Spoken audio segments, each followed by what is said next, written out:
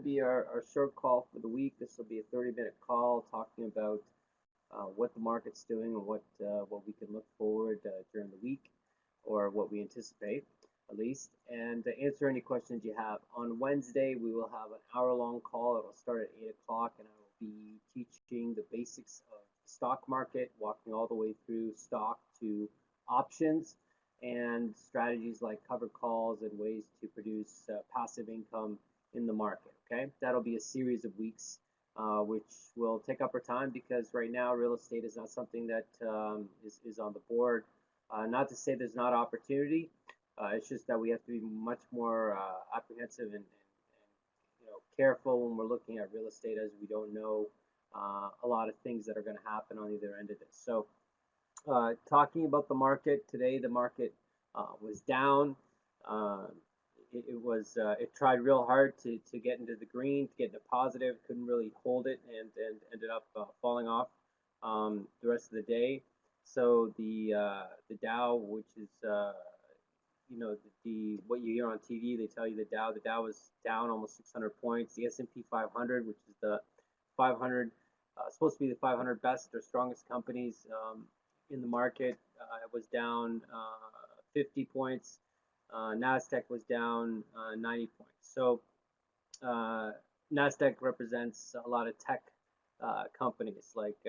So in the Nasdaq, you're going to have Netflix, you're going to have Amazon represented in those, which are both doing very, very well in this kind of environment. So the S&P 500, which is what we typically look at for the market and its performance, because it represents 500 companies, where the Dow is 30, so it's not it's the largest companies, but really doesn't give us the best representation, a lot of people would say, about the overall health of the market. So let's do this. Let's share whiteboard. Let's share exit my screen. So one of the weirdest things that happened today was oil.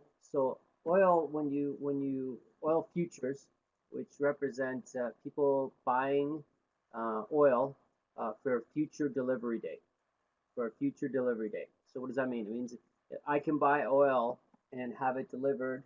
I can guarantee my price now for oil, at least what I'm paying for it now, and get delivery of that oil in 30 days. So they say that's the May contract. So the current contract, which expires tomorrow, today went ballistic. So what happened was oil. This contract was in the 20s a week ago. $20 a barrel plus. It ended up today. Skip the number for you.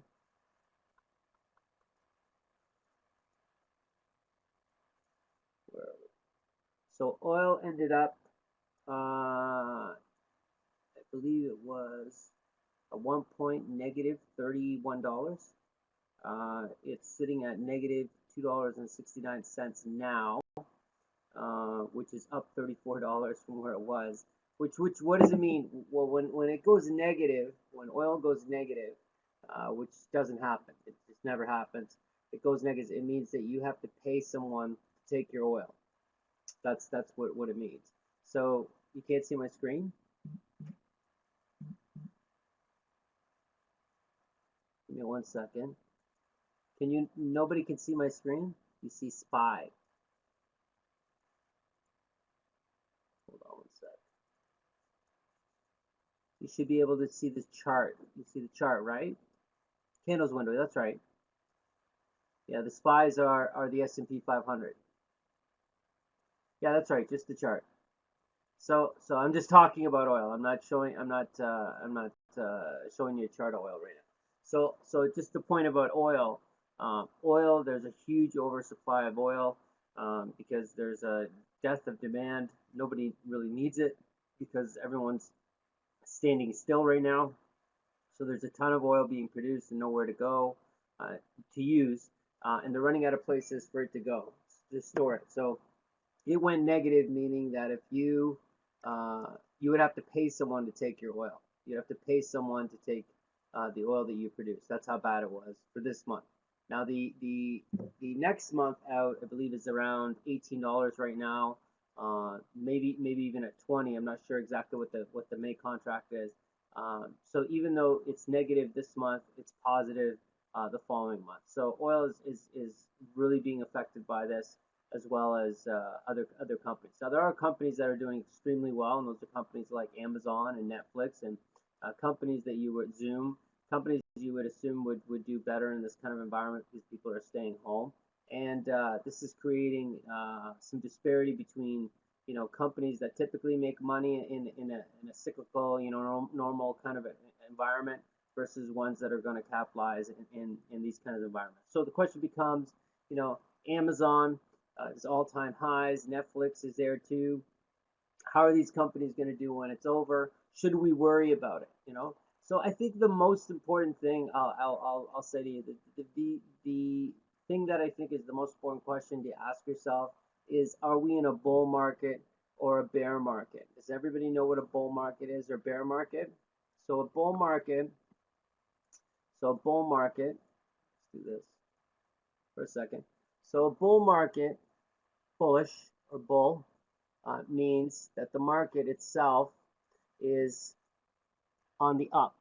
So here's the market, it's going up. Okay, that's bull. Okay, bullish. Okay, bullish.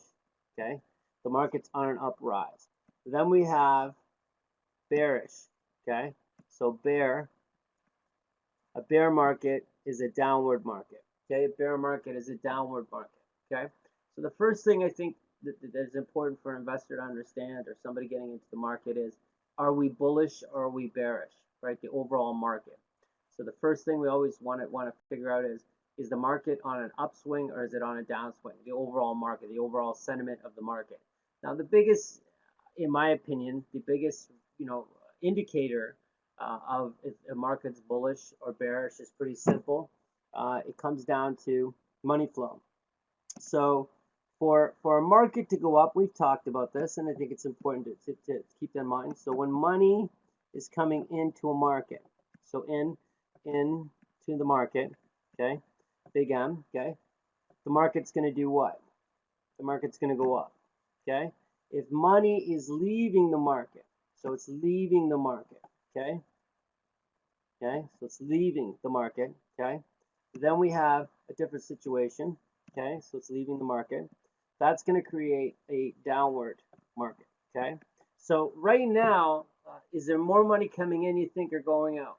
Well, one indication is pretty simple. Is the market upward or downward? Is it an up motion or downward motion? Now, in a month, well, 2 months, 2 months ago, when the dive started, but in a month we went from the all-time high to the low, and we lost 30% of the market or so, and then in a month we recovered more than half of that loss.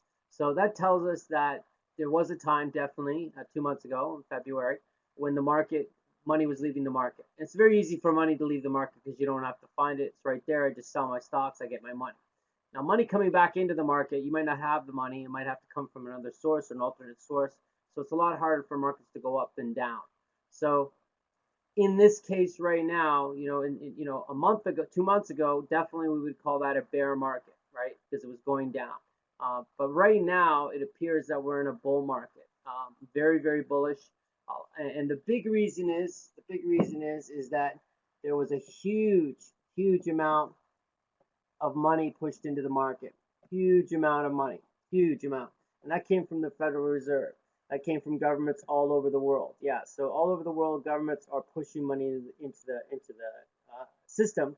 And to give you an idea of the impact, or what kind of money we're talking about, they estimate, and I just talk about the United States because it's the largest and most fluid market in the world.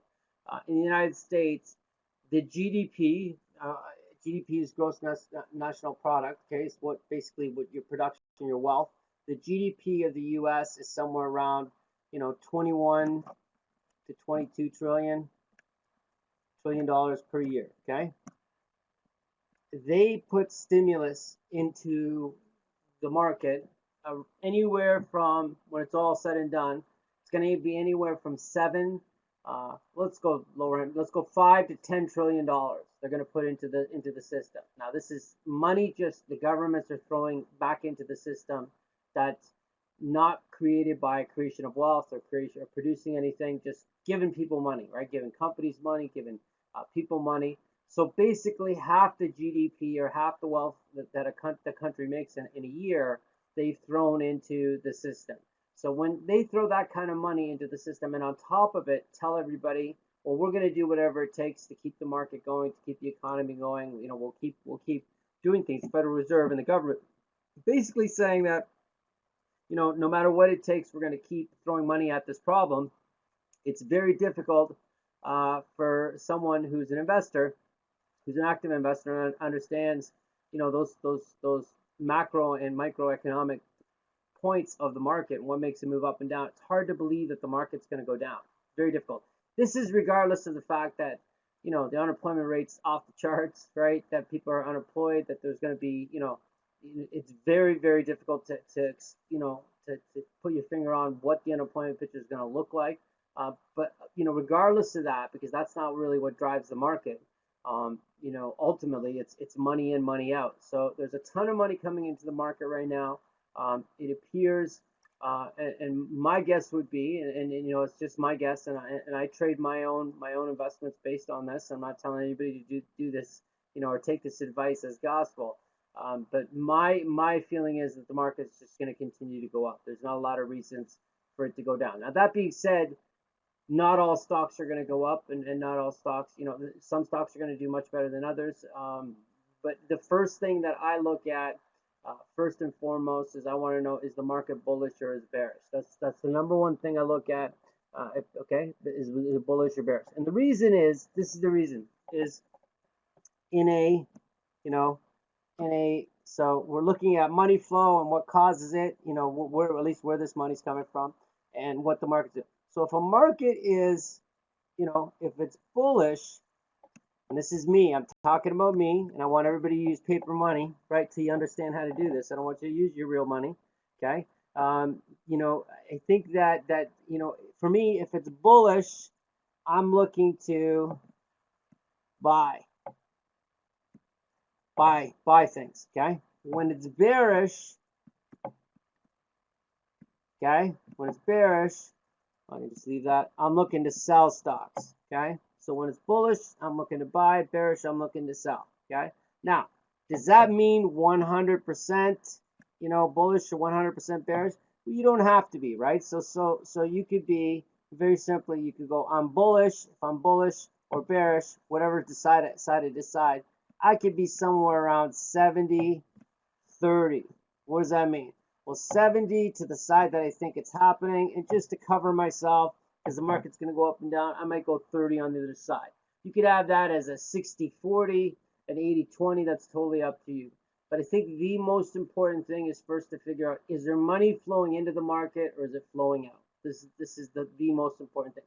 Questions of, does the company make money? What are the fundamentals? All that's out the window, right? There's in the sense of me trying to figure out if the price is right for a particular stock. So an example, the P ratio of Amazon, which is price to earnings ratio of Amazon. Let's look at that for a second. So Amazon, market data connection lost. Let's see. So Amazon. Market data connection reestablished. Hold on one sec. To give you an idea, so Amazon is PE ratio is price to earnings ratio 103.99. So that means you got to pay $103 or $104 to make $1 in Amazon. Okay, that's what you got to do. So basically less than 1% is what you're going to make in a Amazon situation, because the earnings per share is listed right now. This is where it's listed. We don't know yet what their numbers going to look. It's going to look better than this. $23.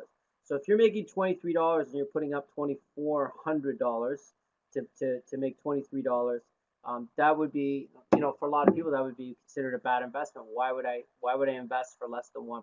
Now, again, their earnings are going to come out. When they do, their numbers will be better than 20, should be better than 23. They'll probably have the best quarter they've ever had because of the situation that we're in. But the trying to look at price to earnings or how much money a company makes, or are they making money? Nobody's assessing that as a reason to purchase a particular company. Now, some investors are looking at, well, which companies are going to be alive on the other end of this? Which companies are going to be available and prospering on the other side of this? So, as an example, Disney. Is Disney going to be, alive after coronavirus? Well, sure they are. At least we can speculate. Nobody knows 100% sure, but it's hard to believe that Disney's not going to be around. Is Disney worth, 100 and I don't know, $103 or $104 per share, considering, say, their parks are worth, 30% of their revenue comes from their parks.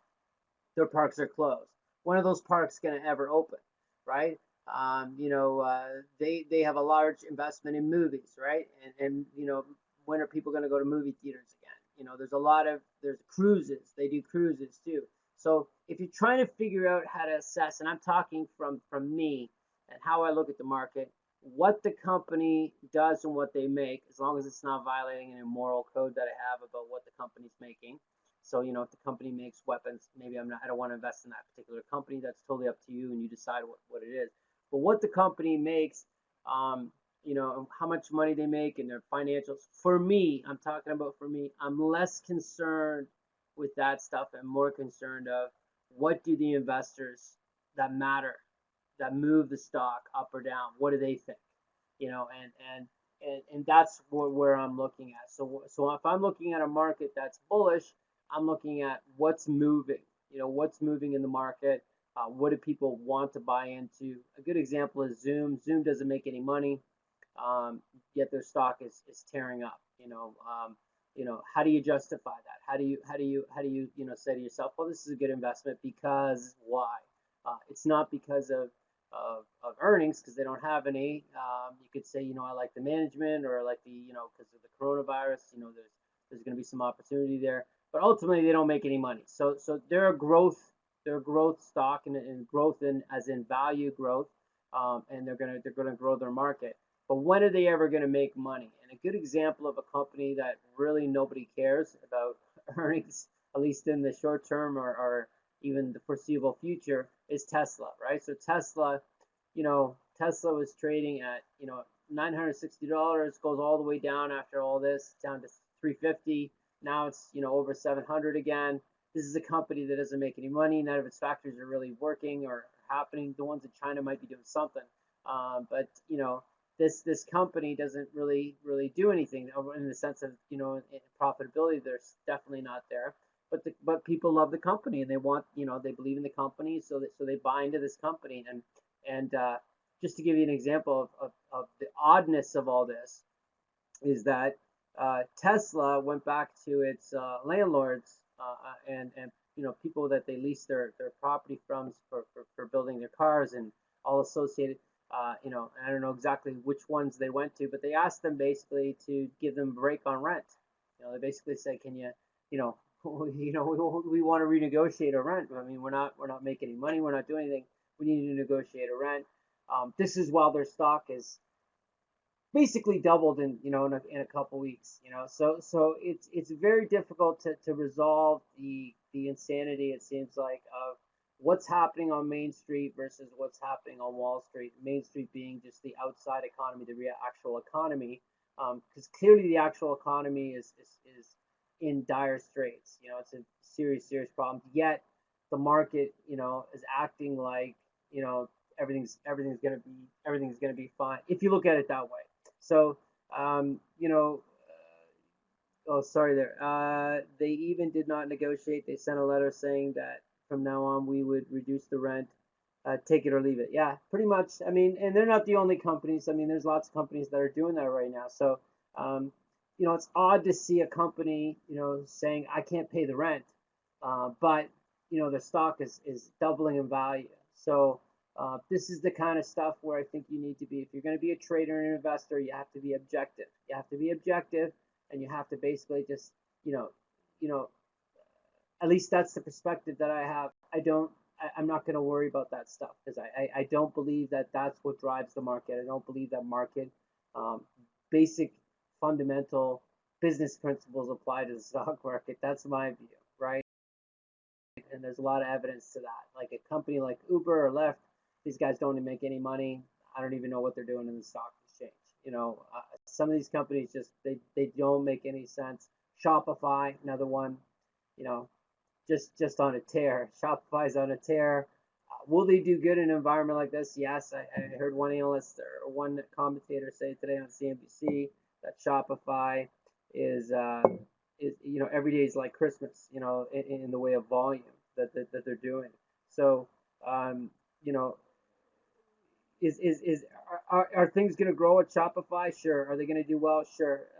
In the way of growth, but is Shopify a company that's going to produce any income for you? And just to give you an example, Shopify PE ratio. So Shopify's earnings per share, you ready? Currently is negative $1.11. Negative $1.11. So it loses $1.11 per share. Okay. Now we don't know what their numbers are going to look at when they report, but this is a company that basically makes no money. Makes no money. It's trading, just to give you an idea, it's trading at 600. It closed at 629. And it went up $12 and change to 642 per share after market. So for me, at least trying to understand or trying to do some math that explains, why these companies are priced where they are is beyond me. I don't have the understanding to be able to do that, at least for myself. For me, it's where's the money going, and money flow to me is the absolute most important thing. Is there money coming into the market? Is it going out? And then I want to ask myself, is there money coming into the stock or is it leaving the stock? Now, obviously, the price and what prices we see reflect that, right? If a stock goes up, obviously there's new money coming in, and if a stock goes down, there's money leaving. So there's a lot of things that are going to tell you that. But ultimately, deciding when and where to get in and how to get in and how long should I stay in, these things are basically something that have to be resolved as into a system, step by step, to protect you really from yourself. Because in my view, a person is not born a trader. They're not geared up to be a trader. They're very difficult to become, very difficult to become objective as an investor unless you've been trained to do that. So you need a series of rules to prohibit or stop you from hurting yourself, because it's extremely, these moves up and down, and we're seeing a lot of them, day to day, can really mess with you if you don't have rules in place that stop you from taking action when you shouldn't, or stopping you from taking action when you should. So that's why, when we talk about this stuff on Wednesday, as we get into explanation of what the market is and how it works, the success of a trader is going to be based around their rules. So I have a series of rules every day, and I have to remind myself of those rules, because I'm not beyond, getting somewhat emotional about what I'm seeing in the market. So it happens. So I need those rules to protect me from, making bad decisions or bad mistakes, based on, moment to moment situations versus, asking the bigger, broader questions. Is this a bull market? Is this a bear market? Is this stock bullish? Is this stock bearish? And how long should I stay in this stock? When is it telling me that the game's over, right? The music stopped and someone's going to end up with no seat. Is it going to be me? So you want to be able to have rules that make those decisions for you, so you don't have to make them. And I'm not saying that you don't have any input on these rules, but the reality is you need something to make decisions for you, because this is happening in real time, right? And you don't want to change, your perspective necessarily based on fluctuations. You don't want to change your rules or your process of investing just because the market's doing this or doing that, up or down. Okay, So any questions about anything that I've covered, and including any questions about anything, any kind of stock or question?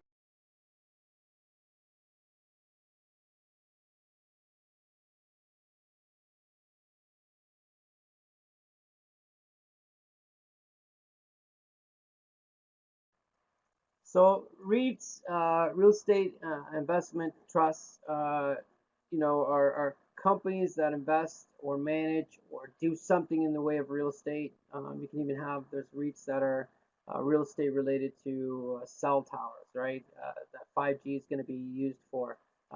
So REITs are the idea behind a REIT is someone else is taking care of real estate for you in some way, shape, or form. It could be, you know, uh, commercial property, it could be residential property, it could be mortgages, it could be anything to do with real estate, and that's pretty broad, believe it or not. Um, and they pay you a dividend based on that. So they pay you, a certain amount of money. And that the idea behind a REIT is I don't have to worry about the real estate. Somebody else uh, deals with the real estate, and I get paid, a dividend for that. I get it for a period, the REITs were producing good dividends. Um, and there was a little bit of growth there. So it didn't seem like a bad idea. Much more difficult to say, what's going to happen after all this is done. They're up and down. See, this is it. When money's flowing into the market, it really is difficult to, establish the health of these individual stocks or companies because there's indiscriminate buying, just like there's indiscriminate selling. And the biggest thing that people seem to be looking at is what was this company 2 months ago? If a REIT was $60 and it's $30 now, people still have it in their head that it's worth $60. And I'm not saying it's not. To me, they're all the numbers in the market. All prices are illusions. They're all, they don't. None of them are can be pinpointed of this is good value and this is not. At least in my view. I mean, these numbers are fictional to me. REITs are something that you're looking for cash flow. And you think maybe REITs are a place you want to go, you can go into REITs. I mean, it might have a rough ride in the short term, and when I say that, that could be 3 months to a year. It'll be difficult to say where REITs are going to land when this is all over. But real estate investment trusts are basically just somebody else taking care of real estate, and they pay you a dividend. So you confident that the market is meant to go up despite the all-time unemployment announcement to come? So I'm telling you from my view. I'm not telling you. This is what I believe is going to happen. So here, I'll show you what I believe is going to happen, and I'm just telling you this is what I believe. This is not. I can't predict the future. So this is what's happened. Okay. So we've seen. Let's use this. So we've seen the market. So this is the average, right? We've seen the market do what? Basically, 2008, it was down here somewhere and then, went up, up, up, up, up, up, up, like this, like this, like this, like this, like this, and then we come down here and it's gone down here, and then it's gone to here, okay? So I believe, this is what I believe, okay? So I believe that the market is going to go all the way up to somewhere around here where it was the all-time highs, and then it's going to come right back down. So I don't think it's going to come down. I could be wrong. I could be wrong. I don't think it's going to come back down until it goes almost all the way back up. And there will be, I believe the stock market ultimately, even if you don't forget about this, I think the stock market will be back to its all-time highs.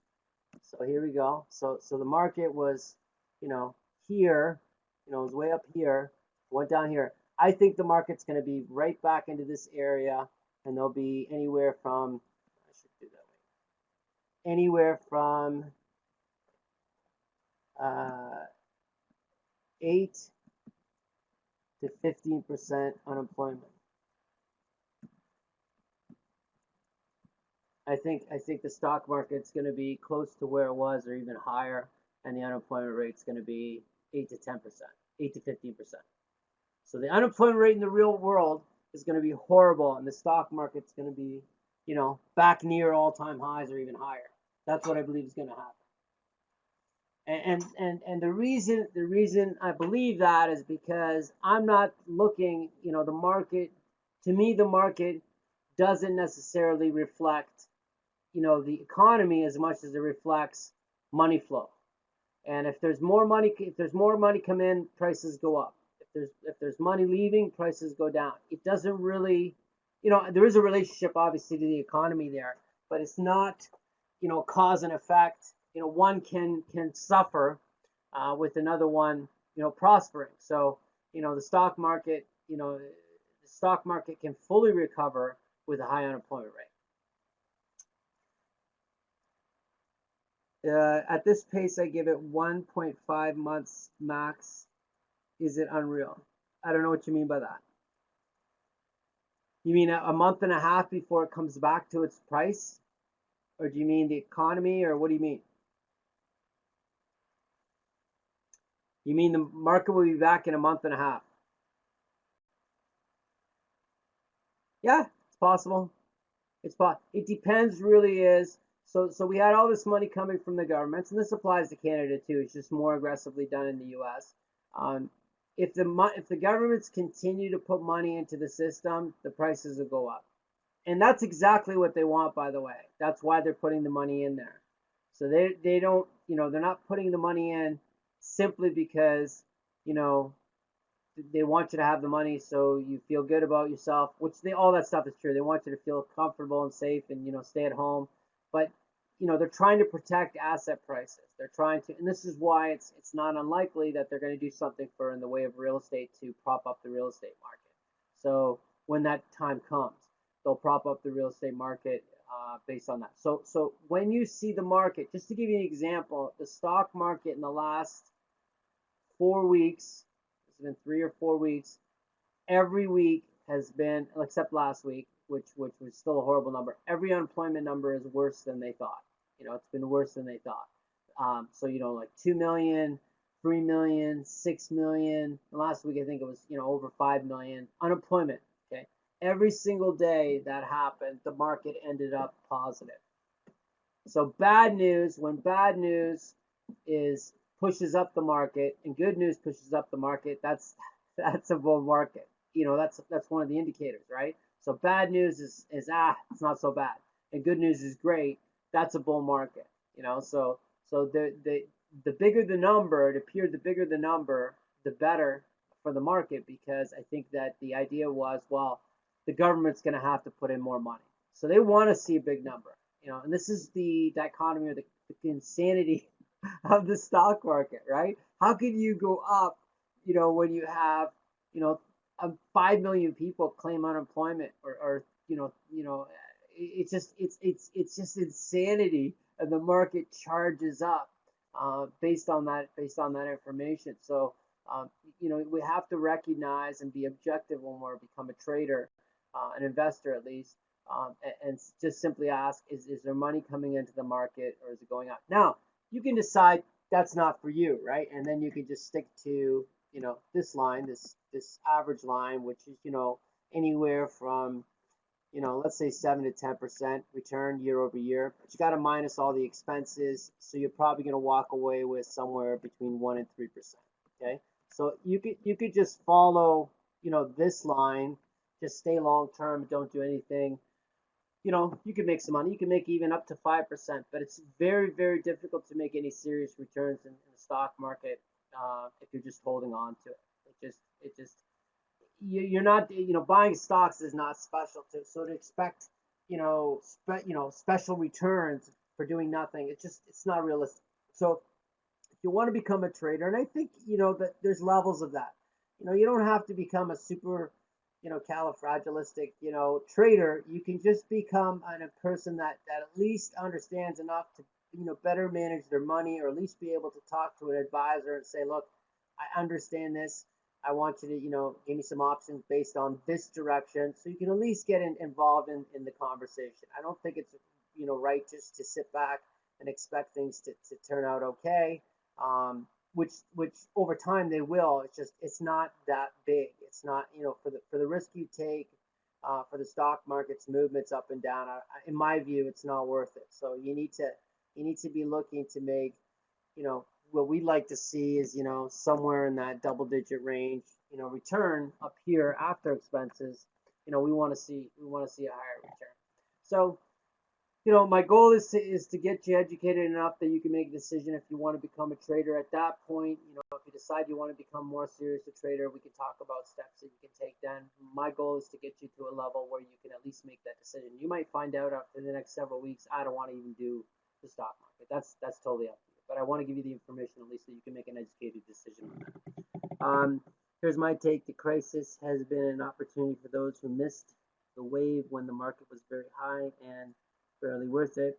Now it's still low than it was, so still time to get on the wave, but watch out since no fundamentals make sense on those stocks increases. Will you share that view, Sam? Sorry, barely. So again, I don't think that the stock market, in my view, the stock market price, they say it's a perfect market. The price is always right because the market, always finds buyers and sellers. I think that the price could be argued it's always wrong, right? So the buyer thinks that he's buying it at a discount and the seller thinks he's selling it at a premium, right? So to me, the price itself is less important, as in me as an investor, as a trader. I'm looking at it, I'm saying, well, it's a bull market, and this is my assumption. I'm making the assumption in this case, this example, it's a bull market. It could be a bear market. But if it's a bull market, what stocks are people putting money into? That's all I want to know. And I don't care about the fundamentals of the company. It doesn't matter, because if you look at the fundamentals, I mean, how do you pick? What do you decide? What's the number? These companies are not going to produce any earnings for several quarters, some of them. So is Chipotle worth $800 a share? To me, that's insane to me. Does it matter what I think about the company and fundamentals of the company if it's worth it? No. Does it matter that the stock, is still climbing in this environment where they're only basically doing delivery? I think that it's inconsequential what I think about it. It's where's the big money and the smart money and the investors, the big hedge fund, where's the money going? And you can see that, and that's why I like looking at stock charts and watching prices move. I'll give you some strategies next week. We'll talk about, what I look for as a company that, well, I can see that there's money coming into this company or money leaving this company, and how do I, some of the things that I use to identify that. Okay. Any questions before we wrap up? Okay, so I will see you all. Excuse me. I will see you all on Thursday. My apologies. Wednesday, 8 o'clock. Wednesday, 8 o'clock. And that'll be an hour-long call. I hope you got some value out of tonight. If you have any questions during the week, please write them down. You know how to reach me. Obviously, real estate's still on the board for us, so if you have any opportunities that you want me to review, happy to do them. Otherwise, stay paper trading. Don't use real money unless you feel comfortable in doing that. Don't use real money. There'll be a time, hopefully in the future, where you decide that you're confident enough to do that, okay? All right, everybody, if you're good, type in yes or Y.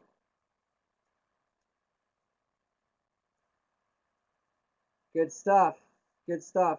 All right, well, I want to thank you all for coming, and I will see you all on Wednesday. Have a great night.